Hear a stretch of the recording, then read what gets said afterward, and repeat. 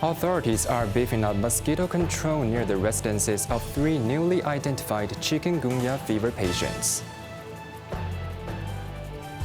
An estimated 300 hectares of farmland have suffered losses from the week-long rain, prompting the government to offer emergency relief.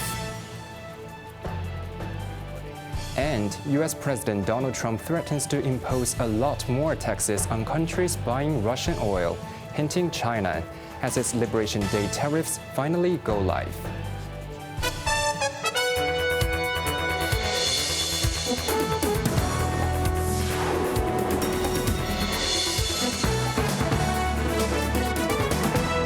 Good evening, you're watching Cable News. I'm Quentin Yang. Authorities have intensified mosquito control measures in Apleichao and Qingyi, where the latest 3 chikungunya fever patients reside, as the city now locks a total of 4 imported cases. While the disease is not transmissible between humans but spread by mosquito bites, medical experts urge those who have recently visited high-risk areas to apply mosquito repellent for 14 days to prevent bites that could further spread the virus. Cheryl Yun reports. Among the latest confirmed cases are a father and son from Mount Haven in Qingyi, who recently traveled to Bangladesh. The Food and Environmental Hygiene Department has deployed workers to spray insecticide in grassy areas near the housing estate as part of enhanced preventive measures. Local residents appear largely unconcerned about the potential outbreak. One resident praised the swift mosquito control efforts, while another said their experience with the COVID-19 pandemic has left them mentally prepared for such health alerts. Another confirmed case involves a 79-year-old woman from Leichong Estate in Apleichao who had stayed in Foshan for a month before returning. Members of district care teams were seen distributing mosquito repellent patches to nearby residents to bolster prevention efforts. Hong Kong has reported 4 chikungunya cases so far, all imported. Speaking on a radio program, infectious disease expert Joseph Zhang warned that more imported cases are likely. He urged returning travelers to monitor their health, watching for symptoms such as fever and joint pain. For the first 14 days after returning from high-risk areas, travelers should consistently apply mosquito repellent to avoid bites and prevent the spread of the virus, Zhang said. Cheryl Yun, Cable News. Meanwhile, health officials have defended the timing of reporting imported chikungunya cases after recent criticism, citing the disease's prolonged incubation period as a major barrier to early detection. Best Learn reports. The response follows confirmed infections in a father and son from Qingyi, who developed symptoms as early as July 27th while touring Bangladesh, but passed border temperature screenings undetected upon returning on August 3rd. The 2 cases were only reported yesterday. Albert Au, head of the Communicable Disease Branch at the Center for Health Protection, explained that chikungunya's incubation of 2 to 12 days makes it impossible to detect most cases at ports. Border measures instead prioritize fever screening and public education, urging travelers to seek immediate care if symptoms like fever, joint pain, or rash develop post-arrival. Au stressed, once cases are identified, a 2 to 3 week window is critical for intensive mosquito control, as the virus takes 3 to 7 days to become transmissible in local Aedes mosquitoes.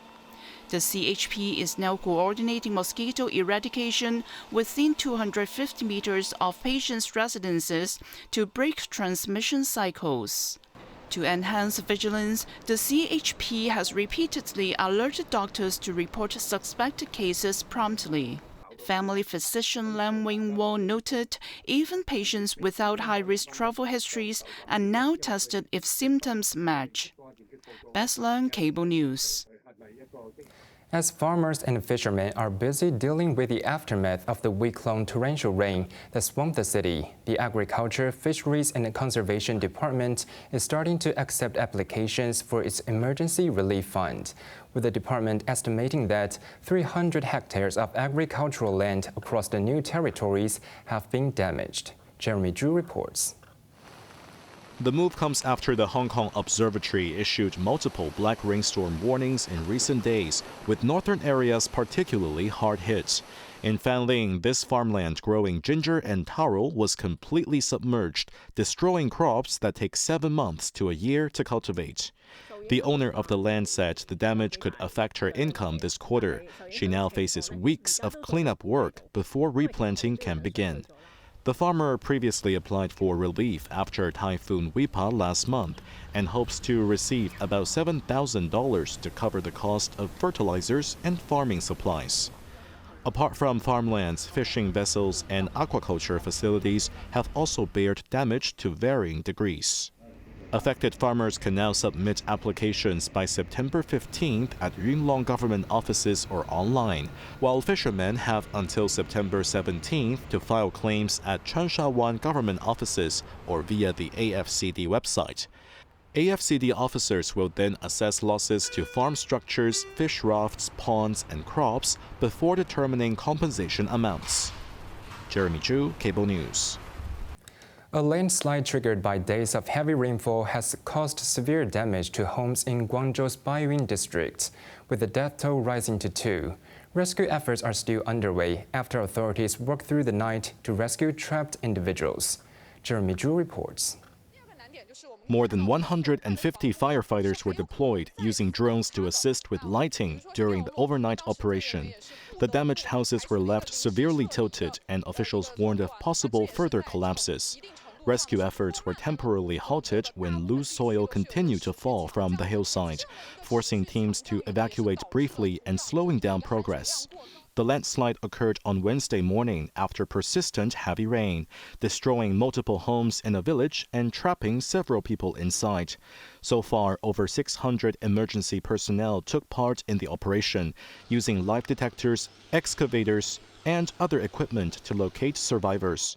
Meanwhile, other parts of Guangdong, including Huizhou, Shenzhen, and Dongguan, have also been affected by severe flooding. As of Wednesday night, more than 85,000 people across the province had been evacuated. Several major highways were closed, and power has restored to 90% of the 420,000 households that experienced outages. Authorities have allocated 100 million yuan to support disaster relief efforts, including repairs to roads, water supplies, and hospitals, in an effort to restore normal conditions as quickly as possible. Jeremy Zhu, Cable News. In a tragic accident in Xinjiang Uyghur Autonomous Region, 5 people died and 24 others injured when a suspension bridge suddenly collapsed at a scenic area yesterday evening.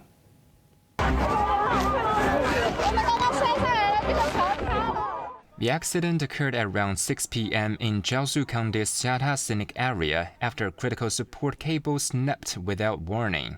The fracture caused the bridge deck to tilt violently, plunging 29 people onto a rocky riverbed below. Witnesses described scenes of panic as victims fell into the turbulent waters. Emergency responders, including helicopters, raced to the location for rescue operations. 5 people were pronounced dead on the spot, and all 24 injured were rushed to local hospitals. Authorities confirmed while 22 sustained minor injuries and 2 suffered serious wounds, none are currently in life-threatening condition. The scenic area has been shut down indefinitely as investigation is ongoing. Public outrage surged following revelations that a similar cable failure caused the bridge to tilt in June 2024. Authorities vowed accountability, though blame remains unassigned. A magnitude 6.2 earthquake rattled northeastern Taiwan this afternoon, with tremors felt across the island, but no immediate reports of damage or injuries.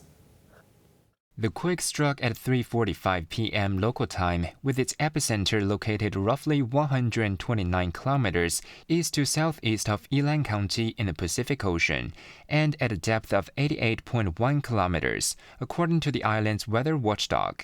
The strongest shaking, intensity level 3 on Taiwan's 7-tier scale, hit Yilan, Hualien, Nantou, Taichung, and Taitung, while lower intensity was recorded in Taipei and other western cities. Seismologists attributed the limited impact to the quake's offshore location and depth.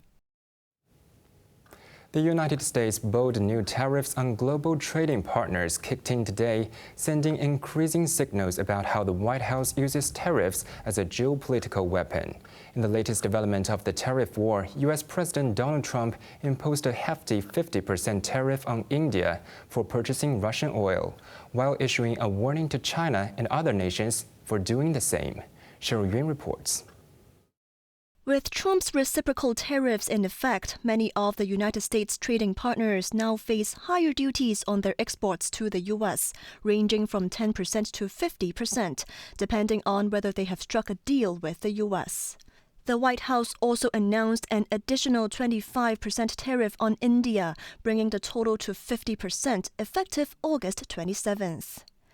Trump cited New Delhi's continued imports of Russian oil as the reason, marking a breakdown in trade negotiations with Indian Prime Minister Narendra Modi, sharply worsening relations between the two nations. New Delhi has called the tariffs unfair, unjustified and unreasonable, defending its Russian oil imports as essential to meet the energy needs of its densely populated nation. Trump has repeatedly threatened to punish countries buying Russian oil. In his latest remarks, he hinted at imposing a lot more secondary sanctions on such nations, specifically warning China. It may happen. I mean, I don't know. I can't tell you yet, but we did it with India. We're doing it probably with a couple of others. One of them could be China, yes. Meanwhile, Brazil has petitioned the World Trade Organization for consultations to address the steep 50% tariffs imposed by the U.S. Brazilian President Luiz Inácio Lula da Silva, in an interview with Reuters, said he refuses to humiliate himself by engaging with Trump directly at this time. He ruled out retaliatory tariffs but signaled openness to future talks only when the U.S. is ready. Lula also expressed interest in coordinating a joint response to U.S. tariffs with BRICS nations, particularly India and China. Cheryl Yun, Cable News. 5 American soldiers were injured after an army sergeant opened fire on them with a personal handgun at a major military base in the U.S. state of Georgia. The alleged shooter, 28-year-old Sergeant Cornelius Redford, was swiftly subdued by fellow soldiers at Fort Stewart military base, avoiding further bloodshed. The attack triggered an hour-long base lockdown and drew condemnation from President Donald Trump, who labeled it an atrocity. Army officials revealed Redford targeted his co-workers in their workplace shortly before 11 a.m. on Wednesday. He reportedly quarreled with one victim the prior day, then followed him to a maintenance area and shot him in the chest before wounding 4 others. All injured soldiers are now stable and expected to recover, according to the military. Meanwhile, investigators are probing the motive and, more importantly, how Redford smuggled his weapon into the base. Enlisted in 2018, the active duty soldier had no combat deployments. Crucially, Redford had been arrested in May for driving under the influence of alcohol and running a red light, which superiors were unaware until after the shooting.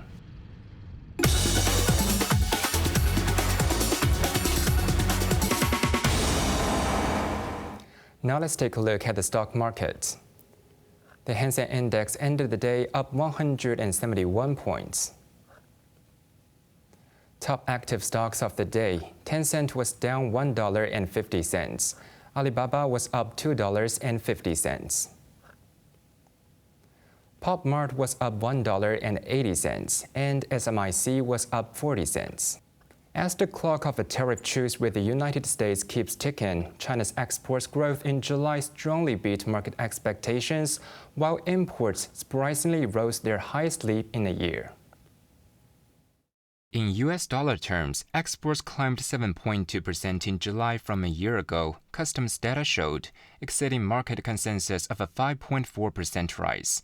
This marks the second straight month that export growth picked up its pace, leading to the best performance in 3 months.